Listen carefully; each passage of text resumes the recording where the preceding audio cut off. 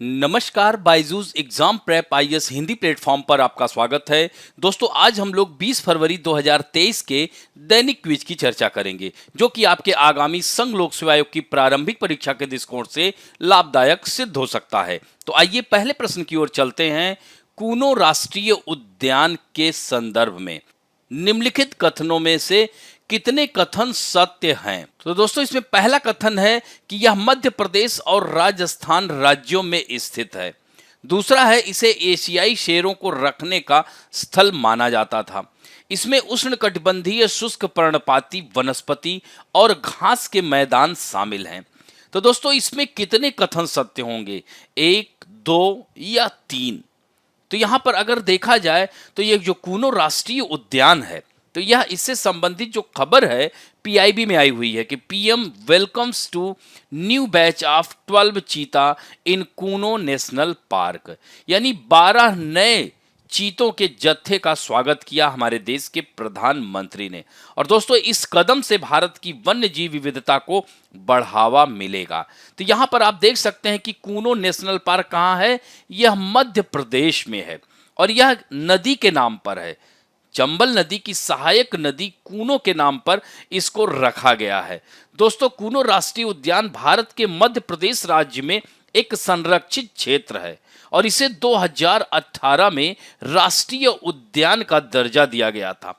और दोस्तों, इसकी स्थापना 1981 में एक अभयारण्य के रूप में हुई थी। यह मध्य प्रदेश राज्य के श्योपुर और मुरैना जिलों, भिंड मुरैना सुना होगा, तो इस तरह से मुरैना जिलों में यह विस्तारित है। और दोस्तों, 2009 में कूनो वन्य जीव अभयारण्य को भी भारत में चीता के पुनर्वास के लिए एक संभावित स्थल के रूप में प्रस्तावित किया गया था। तो इस तरह से यह महत्वपूर्ण है। अब इसका उत्तर आप लोगों को मिल गया होगा।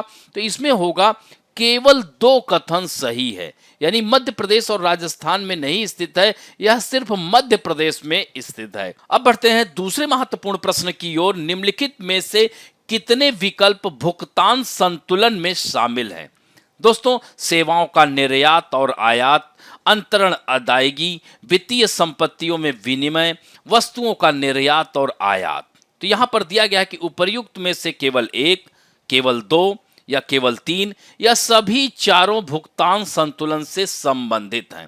तो यहां पर महत्वपूर्ण यह हो जाता है कि भुगतान संतुलन है क्या?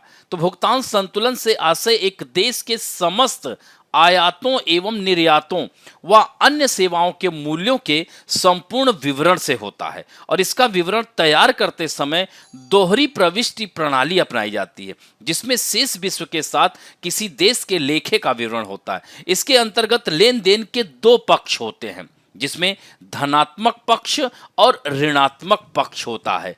तो यानी एक ओर तो देश की विदेशी मुद्रा की लेनदारियों का विवरण रहता है, इसे हम धनात्मक पक्ष कहेंगे। तो दूसरी ओर देश की समस्त देनदारियों का विवरण रहता है, तो उसे हम क्या कहेंगे? ऋणात्मक पक्ष कहेंगे। दोस्तों, भुगतान संतुलन की जो प्रमुख मदें हैं, वस्तुओं का आयात एवं निर्यात, सेवाएं हैं, विदेशों में सरकार का व्यय है, दीर्घकालिक विनियोग है, अल्पकालिक विनियोग है, स्वर्ण का आयात निर्यात है। इस तरह से अगर देखा जाए तो अब आपको उत्तर इसका पता चल चुका होगा, यानी यह चारों होगा। तो ऐसे में यहां पर उत्तर क्या होगा? डी होगा। इस खबर को आप लोग जरूर देखिएगा। अब बढ़ते हैं तीसरे महत्वपूर्ण प्रश्न की ओर। भारत में अंगदान के संदर्भ में निम्नलिखित कथनों में से कौन सा से सही है? तो पहला कथन है कि 65 वर्ष से अधिक आयु के लोगों को अनुमति नहीं है कि वे स्वयं को अंग प्राप्तकर्ता के रूप में पंजीकृत कराएं। दूसरा कथन है कि इन प्राप्तकर्ताओं के लिए यह आवश्यक है कि वे अपने अधिवास राज्य में स्वयं को पंजीकृत कराएं। तो दोस्तों, यहां पर अगर देखा जाए, हमारी सरकार ने अंग प्रत्यारोपण के नियमों में बदलाव किया है और इसमें यह कहा है कि 65 वर्ष या उससे अधिक आयु के व्यक्तियों को मृतक दाताओं से अंग प्राप्त करने के लिए पंजीकरण कराने की अनुमति मिल गई है। केंद्रीय स्वास्थ्य मंत्रालय ने भी यह सिफारिश की है कि सभी राज्य किसी भी राज्य में अंगों के लिए पंजीकरण कराने की आवश्यकता वाले मूल निवासी संबंधी मानदंड को समाप्त कर दें। इसके अतिरिक्त मंत्रालय ने राज्यों को पंजीकरण के लिए शुल्क नहीं लेने की सलाह भी दी है, क्योंकि मानव अंगों और ऊतकों के प्रत्यारोपण नियम 2014 के तहत इसकी अनुमति नहीं है। तो सूत्रों के मुताबिक तेलंगाना, महाराष्ट्र, गुजरात और केरल सहित कुछ राज्य 5,000 रुपए से लेकर के 10,000 रुपए तक का शुल्क लगाते हैं। तो दोस्तों, अब ऐसे में यहां पर उत्तर आप देख सकते हैं कि ये दोनों कथन, यानी पहला भी गलत हो गया, दूसरा भी, अतः उत्तर डी होगा इस नए नियम के बाद से। तो दोस्तों, इससे क्या होगा? इससे अंगों की उपलब्धता में बढ़ोतरी होगी, क्योंकि केंद्रीय स्वास्थ्य मंत्रालय का यही कहना है कि इन 3 प्रमुख संशोधनों से प्रत्यारोपण के लिए अंगों की उपलब्धता बढ़ेगी और मृतक दाताओं से अंगों के दान को प्रोत्साहन मिलेगा, जो वर्तमान में काफी कम है। और मंत्रालय ने एक राष्ट्र और एक अंग आवंटन नीति पहल के हिस्से के रूप में पंजीकरण, आवंटन और इसकी प्रक्रिया के लिए समान दिशा निर्देश तैयार करने के लिए राज्यों के साथ सहयोग कर रहा है, और इससे मृत दाताओं से प्रत्यारोपण चाहने वाले रोगियों को देश के किसी भी अस्पताल में आवेदन करने की अनुमति मिल सकेगी। तो दोस्तों, यहां पर आप लोग देख सकते हैं, इन दोनों आंकड़ों के माध्यम से देख सकते हैं कि स्वास्थ्य सेवा महानिदेशालय के अनुमानों के मुताबिक हर साल 1.8 लाख लोग गुर्दा फेल होने यानी किडनी फेल होने की समस्या से पीड़ित हैं। तो 2022 में किडनी प्रत्यारोपण के लिए कुल 11,423 सर्जरी हुई, जिनमें से 9,834 दानदाता जीवित व्यक्ति थे। दोस्तों, शवों के अंग दान को बढ़ाने के लिए कई वर्षों से प्रयास किए जा रहे हैं, और 2022 में भारत में 15,556 अंग प्रत्यारोपण हुए। इसमें से केवल 2,765 अंग शवदान की वजह से मिले थे। तो यहाँ पर आप देख सकते हैं 2,765 किससे हैं? शवदान की वजह से मिले हैं। हालांकि संख्या धीरे धीरे बढ़ रही है। 2013 में यह 837 थी और यह बढ़ते बढ़ते कितनी हो गई? 2,765 हो गई है। इसी तरह से लिविंग डोनर किडनी ट्रांसप्लांट्स में आप देख रहे हैं कि 9,834 यहां पर पहुंच गया, जबकि 2013 में 3,495 था। तो अब धीरे धीरे लोगों में जागरूकता बढ़ रही है और यह बढ़ रहा है। तो दोस्तों, भारत में अंग प्रत्यारोपण 1994 के मानव अंग और ऊतक अधिनियम के तहत किए जाते हैं। इसे 2011 में संशोधित भी किया गया था। यह कानून चिकित्सा उद्देश्यों के लिए मानव अंगों और ऊतकों को हटाने, भंडारण करने और प्रत्यारोपण को नियंत्रित करता है। इसका उद्देश्य यह है कि अंगों के कारोबार को रोकना है, और इसका उद्देश्य अंगदान और प्रत्यारोपण में नैतिक और सुरक्षित तौर तरीकों को बढ़ावा देना है। दोस्तों, global observatory on donation and transplant के अनुसार अमेरिका के बाद अपना भारत यानी इंडिया दुनिया में सबसे अधिक अंग प्रत्यारोपण करता है। हालांकि इसके बावजूद भारत में अंगदान की जो दर है 0.65 प्रति मिलियन बनी हुई है, जो कि इस लिहाज से चिंता का विषय है, क्योंकि भारत में अंगदान के विषय को कभी भी प्राथमिक मुद्दे के रूप में नहीं देखा गया, और शायद यही कारण है कि अंग विफलता के कारण प्रत्येक वर्ष देश में तकरीबन 5 लाख लोगों की मौत हो जाती है। तो ऐसे में इस नए नियम से यह समस्या में काफी सुधार होगा। अब बढ़ते हैं चौथे प्रश्न की ओर। निम्नलिखित कथनों में से कौन सा से सत्य है? भारत ने 2030 तक गैर जीवाश्म से 500 गीगावाट बिजली क्षमता स्थापित करने का लक्ष्य रखा है। दूसरा कथन है, राष्ट्रीय सौर मिशन के तहत भारत को 2022 तक 100 गीगावाट सौर ऊर्जा स्थापित करनी थी। तीसरा कथन है कि पीएम कुसुम योजना का उद्देश्य कृषि क्षेत्र को दी जाने वाली बिजली सब्सिडी कम करना है।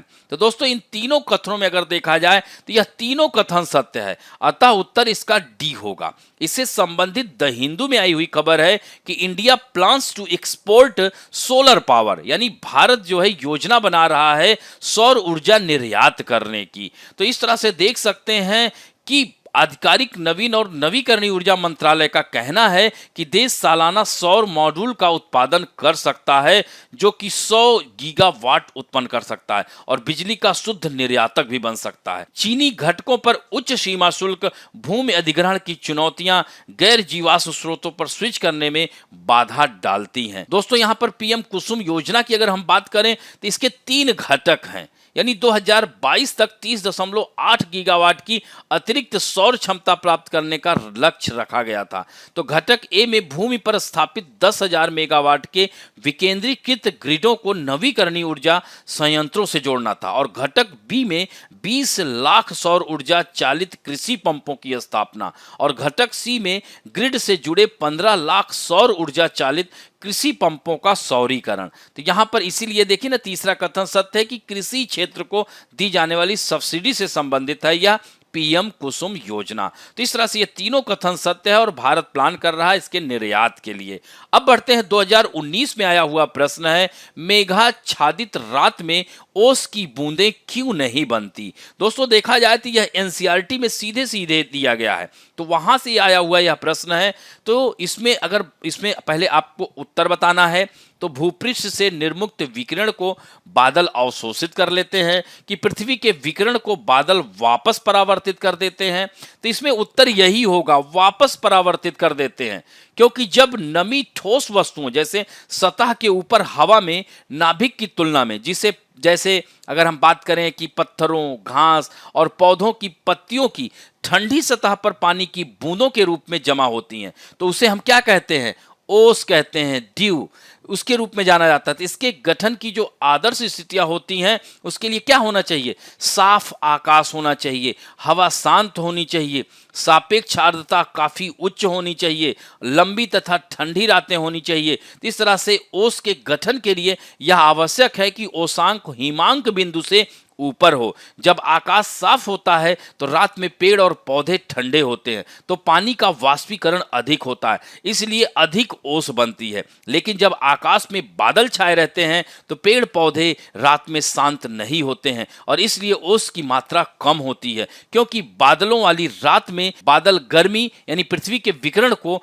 वापस जमीन पर भेज देते हैं ताकि जमीन ओस बनने के लिए कभी भी ठंडी ना हो सके। तो ऐसे में इसका उत्तर क्या हो गया, बी हो गया। तो दोस्तों, आज के फैक्ट ऑफ द डे में हम लोग डिस्कस करेंगे सागर परिक्रमा चरण 3, यानी गुजरात में हजीरा बंदरगाह से सागर परिक्रमा चरण 3 का शुभारंभ हो गया है। तो दोस्तों, यह केंद्रीय मत्स्य पालन, पशुपालन और डेयरी मंत्रालय ने 19 फरवरी 2023 से गुजरात के हजीरा बंदरगाह से इस सागर परिक्रमा चरण के तीसरे चरण का शुभारंभ किया है, जो कि सूरत गुजरात से शुरू होकर 21 फरवरी 2023 को सेशन डॉक यानी मुंबई में यह समाप्त होगा। और दोस्तों, सागर परिक्रमा जो गीत का मराठी संस्करण भी लॉन्च किया गया है पुरुषोत्तम रूपाला, जो कि केंद्रीय मत्स्य पालन, पशुपालन एवं डेयरी मंत्री हैं। तो दोस्तों, इसका उद्देश्य यही है कि सरकार द्वारा क्रियान्वित की जा रही मत्स्य पालन संबंधी विभिन्न योजनाओं, कार्यक्रमों की जानकारी का प्रसार करना,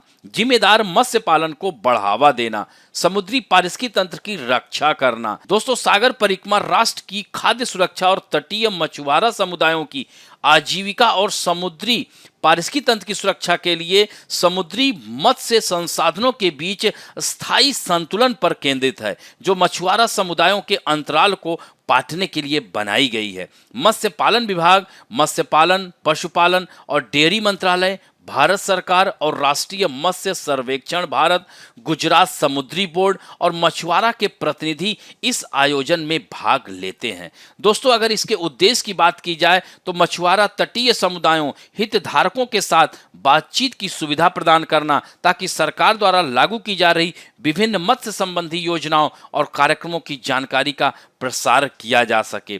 सागर परिक्रमा कार्यक्रम में समुद्री राज्यों, केंद्र शासित प्रदेशों को चरणबद्ध तरीके से परिकल्पना की गई है। दोस्तों, इस कार्यक्रम की बात की जाए तो 75वीं स्वतंत्रता के आजादी का अमृत महोत्सव के अवसर पर इसे प्रारंभ किया गया था। और दोस्तों, गुजरात में सागर परिक्रमा का प्रथम चरण 5 मार्च 2022 को मांडवी से शुरू हुआ था और 6 मार्च 2022 को पोरबंदर गुजरात में समाप्त हुआ था। और दोस्तों, इसका जो दूसरा चरण था वह 22 सितंबर 2022 को मंगरौल से वेरावल तक शुरू हुई और 23 सितंबर 2022 को मूल द्वारका से मधवाड़ तक मूल द्वारका में समाप्त हुई थी। दोस्तों, अब आज के लिए आप लोगों के लिए पहला प्रश्न है कि पीएम कुसुम योजना का संबंध किससे है। दूसरा महत्वपूर्ण प्रश्न है, समुद्री मछली के उत्पादन में भारत में प्रथम स्थान किस राज्य का है। तो इस तरह से इन दोनों प्रश्नों के उत्तर आप लोग जरूर दीजिएगा। आशा करता हूं कि आज का वीडियो आप लोगों को अच्छा लगेगा और यदि अच्छा लगे तो प्लीज लाइक, शेयर, सब्सक्राइब और बेल आइकन दबाना ना भूलें। धन्यवाद।